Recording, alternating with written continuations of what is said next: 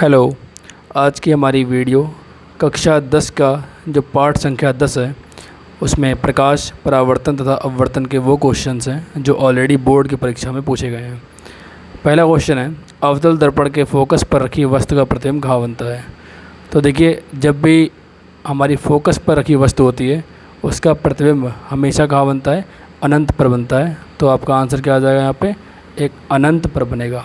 ठीक है, तो अवतल दर्पण है, आपको याद होगा कि हम एक अवतल दर्पण अगर हम कंसिडर करना चाहें तो इसकी फ़ोकस जो हमारा होता है वो ये फ़ोकस होता है, आगे इसका एक सी होता है।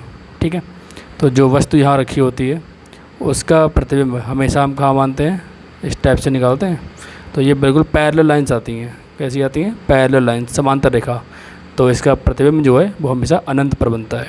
ठीक है, नेक्स्ट है आपका कि एक उत्तल दर्पण की फोकस दूरी है 10 सेंटीमीटर और दर्पण के उत्तल पृष्ठ की वक्रता त्रिज्या क्या होगी।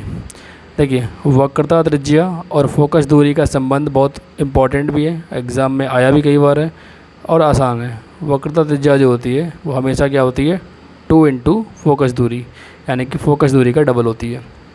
अगर फोकस दूरी 10 है तो वक्रता त्रिज्या क्या होगी, 20 हो जाएगी। तो आपका आंसर क्या हो जाएगा, 20 सेंटीमीटर। तीसरा क्वेश्चन आपका दिया हुआ है, समतल दर्पण के सामने एक वस्तु दर्पण से 10 सेंटीमीटर की दूरी पर है। फॉर एग्जांपल हम अपने आप को एक कंसिडर कर लेते हैं, एक समतल दर्पण है, उसके सामने हम खड़े हुए हैं। तो आपने देखा होगा कि हम दर्पण से जितना दूर होते हैं हमें ऐसा लगता है कि दर्पण के अंदर हमारी इमेज यानी हमारा प्रतिबिंब उतना ही दूर है। तो समतल दर्पण के सामने अगर वस्तु 10 सेंटीमीटर दूर रखी हुई है तो दर्पण से प्रतिबिंब की दूरी जो है वो भी क्या बन जाएगी, आपकी 10 सेंटीमीटर बन जाएगी। नेक्स्ट, वक्रता त्रिज्या का मात्रक। वक्रता त्रिज्या को हम लेंथ का मात्रक मानते हैं, लंबाई का मात्रक मानते हैं। और लंबाई किसी भी तरह हम नाप सकते हैं, मीटर में नाप सकते हैं, सेंटीमीटर में नाप सकते हैं, इवन मिलीमीटर में भी नाप सकते हैं। तो आपका क्या हो जाएगा, ये सभी। अगला है, एक अवतल दर्पण की वक्रता त्रिज्या 12 सेंटीमीटर है तो इसकी फोकस दूरी याद कीजिए। मैंने आपको बताया था कि वक्रता त्रिज्या क्या होती है, फोकस दूरी की डबल होती है। अगर वक्रता त्रिज्या 12 है इसका मतलब फोकस दूरी क्या हो जाएगी, 6 सेंटीमीटर। बट हमारे पास दो ऑप्शन है, +6 भी है, -6 भी है। इसका मतलब हुआ कि वो हमसे साइन भी पूछ रहे हैं। तो देखिए, अवतल दर्पण हो चाहे अवतल लेंस हो, हमेशा फोकस दूरी क्या होती है, नेगेटिव में होती है। तो आपका आंसर क्या आ जाएगा, -6 centimetre. Next, same question repeat है। वक्रता त्रिज्या अगर 30 सेंटीमीटर है तो फोकस दूरी क्या होगी।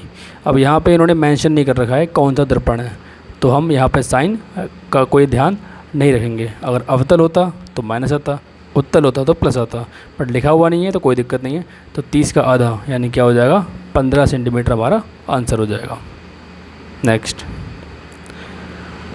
यहाँ लिखा हुआ है कि किसी दर्पण से आप चाहे कितनी ही दूर खड़े हों आपका प्रतिबिंब सदैव सीधा प्रतीत होता है। तो यह दर्पण कौन सा हो सकता है। देखिए, या तो वो समतल होगा और या ही वो उत्तल होगा।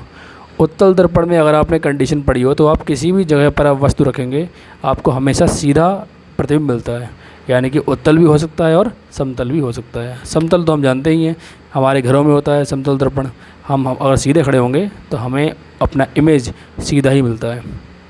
नेक्स्ट आपको लिखा हुआ है, किसी शब्दकोश यानी कि डिक्शनरी में पाए गए छोटे अक्षरों को पढ़ते समय आप निम्न में से किस लेंस का पसंद करेंगे।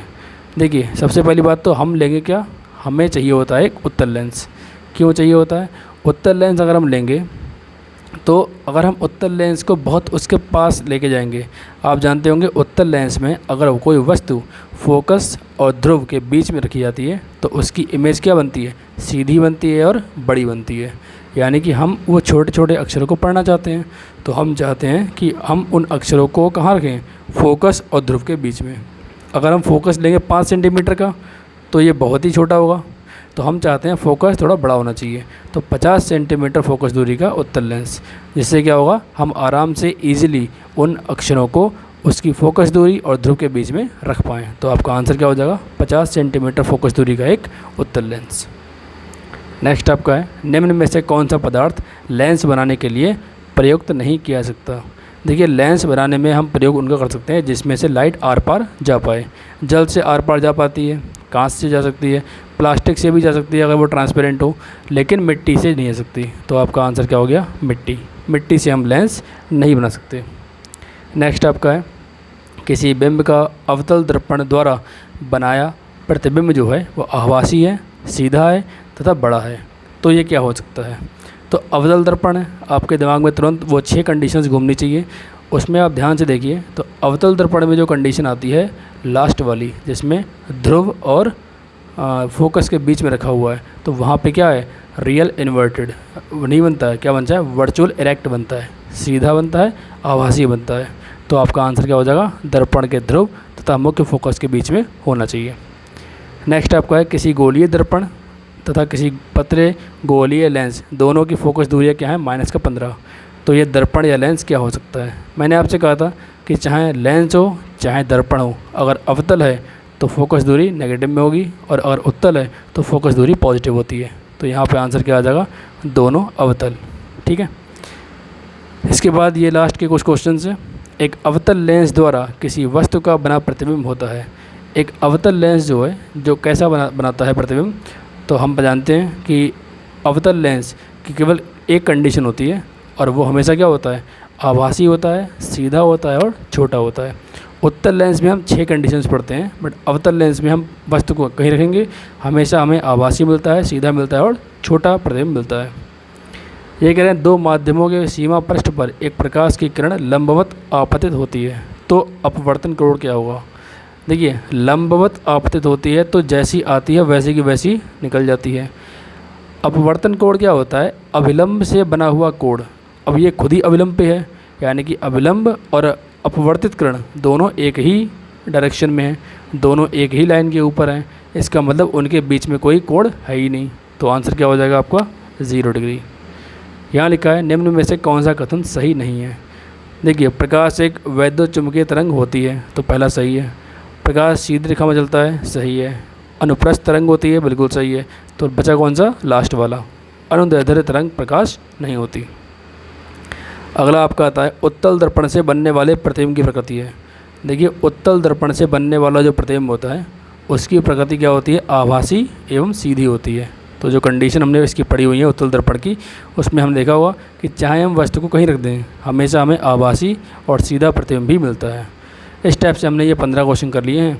नेक्स्ट वीडियो में हम और 15 कर लेंगे, तो हमारे इस चैप्टर के जितने भी आए हुए क्वेश्चन हैं वो सारे ख़त्म हो जाएंगे। Thank you very much.